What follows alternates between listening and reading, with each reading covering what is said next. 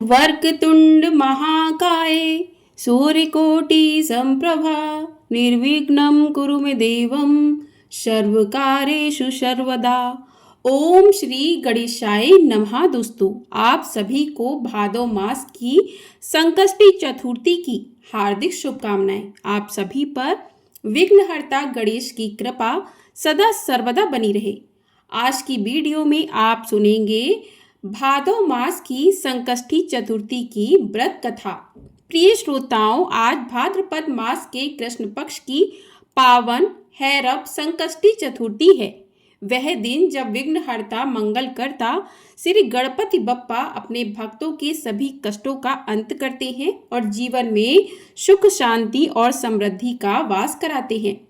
शास्त्रों में कहा गया है कि इस दिन संकष्टी चतुर्थी व्रत कथा का श्रद्धा पूर्वक श्रवण करने से न केवल सभी मनोकामनाएं पूर्ण होती हैं, बल्कि जीवन के हर मार्ग से बाधाएं स्वतः ही हट जाती हैं। यदि आज आपको इस पावन कथा का सौभाग्य प्राप्त हुआ है, तो यह समझ लीजिए कि बप्पा ने स्वयं आपको अपनी कृपा सूची में स्थान दे दिया है। आपकी प्रार्थना सुनी जाएगी, आपकी मनोकामना अवश्य ही पूर्ण होगी और आपके जीवन में नई ऊर्जा, आस्था और शुभारंभ का संचार होगा। आज आप सुनने जा रहे हैं भादो मास हैरव संकष्टी चतुर्थी की कथा। भादो मास की संकष्टी चतुर्थी को बहुला चौथ के नाम से भी जाना जाता है। चतुर्थी के व्रत में व्रती महिलाएं सुबह से व्रत प्रारंभ करती हैं और विधि विधान से पूजा करके कथा का श्रवण करती हैं। कथा सुनते समय अपने हाथ में गेहूं के 7, 9 या फिर 11 दाने रखने चाहिए। कथा समाप्ति के बाद इन दानों को भगवान गणेश के श्री चरणों में अर्पित कर देना चाहिए। अब सुनते हैं संकष्टी चतुर्थी के दिन सुनी जाने वाली सभी कथाएं। भादो मास कृष्ण पक्ष की संकष्टी चतुर्थी व्रत की पौराणिक कथा के अनुसार एक बार देवी पार्वती जी ने भगवान गणेश जी से पूछा कि हे पुत्र, भादो कृष्ण चतुर्थी को संकट नाशक चतुर्थी कहा गया है, इसलिए उस दिन का व्रत किस प्रकार किया जाता है, मुझे समझाकर कहिए।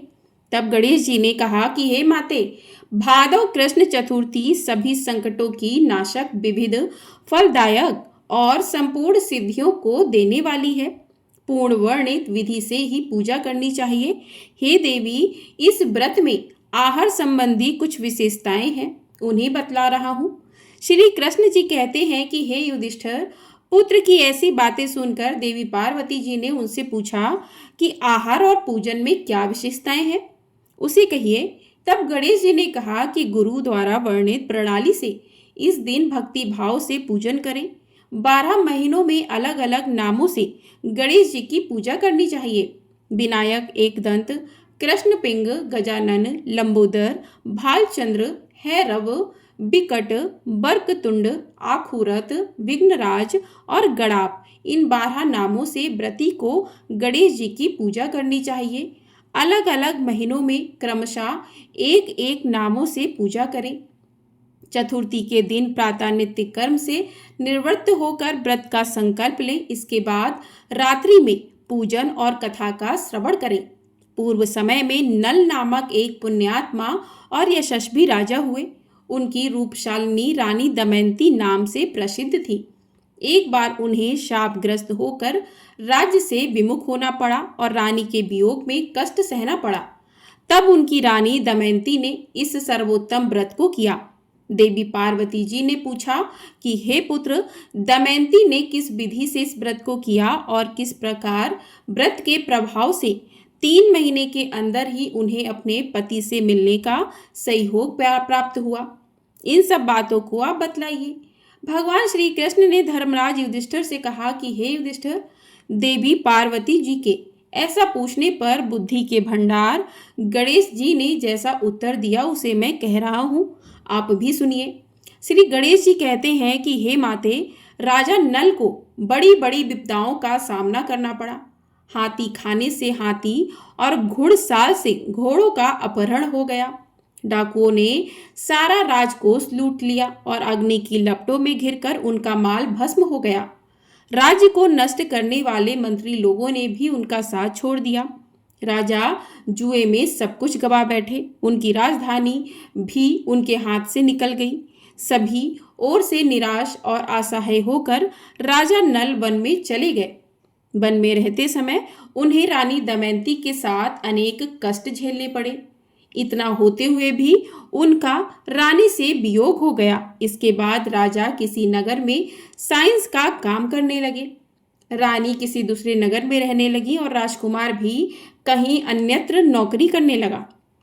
जो लोग किसी समय राजा रानी राजपुत्र कहे जाते थे, वे सब अब भिक्षा मांगने लगे।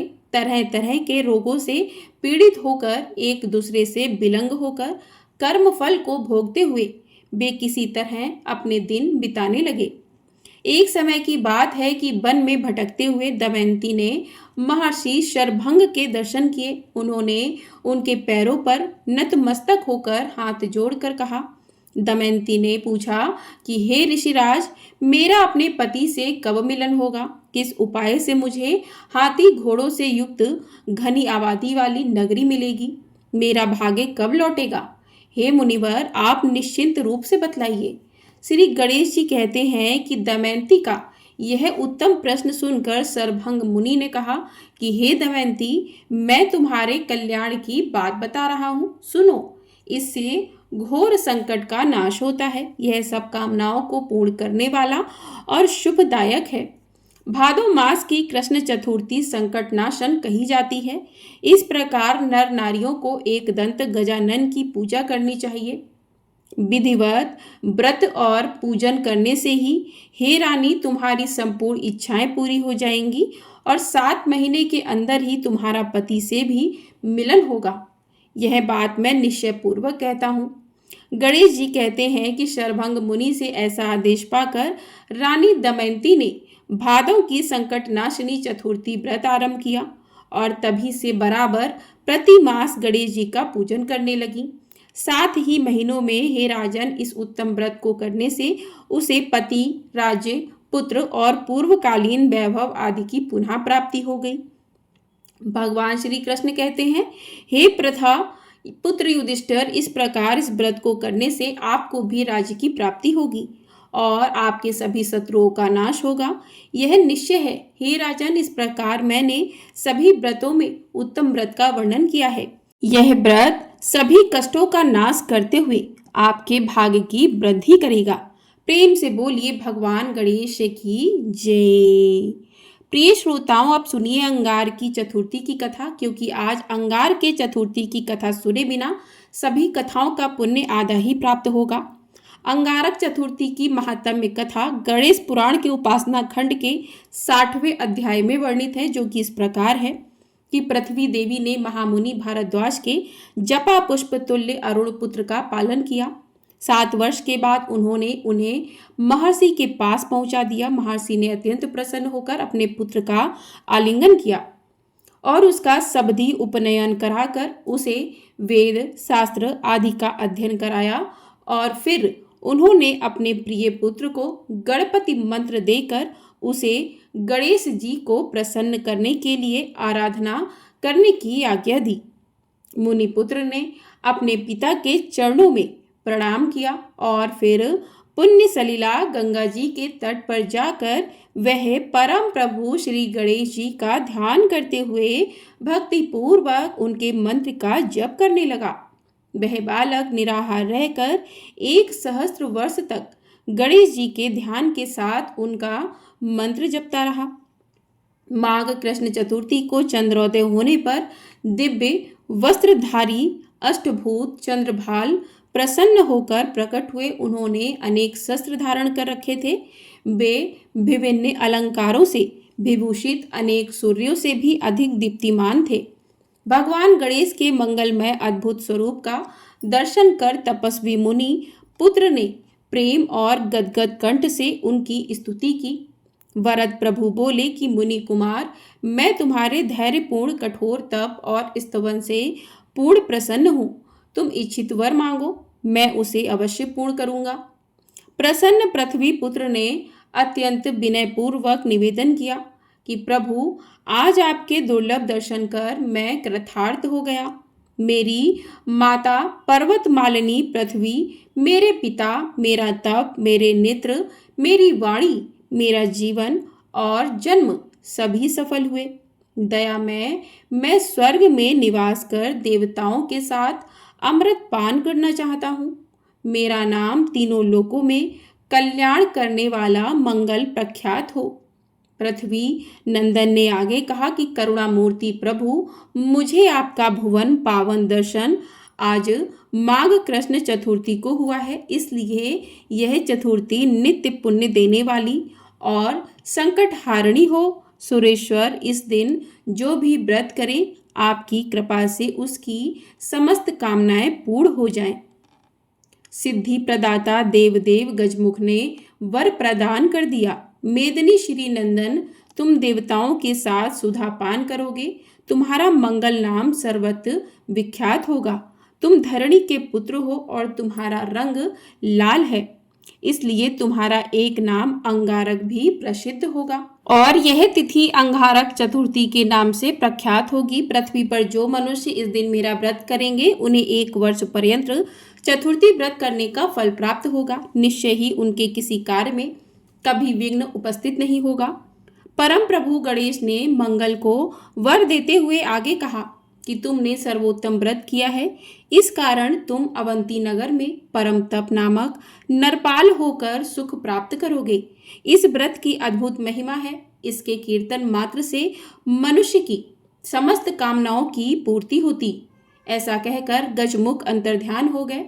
तब मंगल ने एक भव्य मंदिर बनवाकर उसमें 10 भुज गणेश की प्रतिमा स्थापित कराई। उसका नामकरण किया मंगल मूर्ति।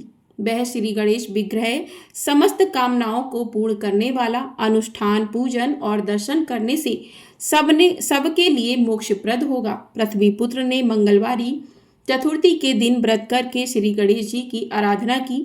उसका एक अत्यंत आश्चर्यजनक फल यह हुआ कि वे शरीर स्वर्ग चले गए। उन्होंने सुर समुदाय के साथ अमृत पान किया और वह परम पावनी तिथि अंगारक चतुर्थी के नाम से प्रख्यात हुई। यह पुत्र पौत्र आदि एवं समृद्धि प्रदान कर समस्त कामनाओं को पूर्ण करती है। परम कारुणिक गणेश जी को अंतर हृदय की विशुद्ध प्रीति अभिष्ट है।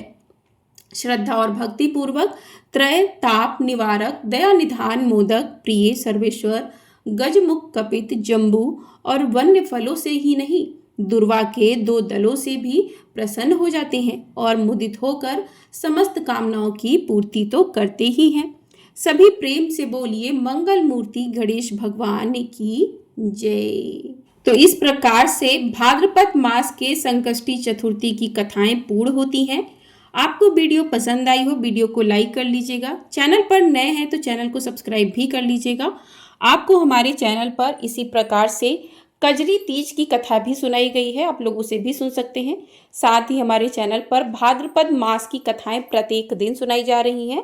तो इन कथाओं को सुनने के लिए आप चैनल को सब्सक्राइब कर लीजिएगा, जिससे आपको सभी कथाएं समय से प्राप्त हो सकें। और वीडियो पसंद आई हो तो वीडियो को लाइक कर दीजिएगा। आपका एक लाइक हमारे लिए बहुत अधिक महत्वपूर्ण होता है, तो वीडियो को लाइक अवश्य कर दीजिएगा और कमेंट बॉक्स में भगवान गणेश की जय भी अवश्य लिखिएगा। प्रेम से बोलिए गणपति बप्पा की जय।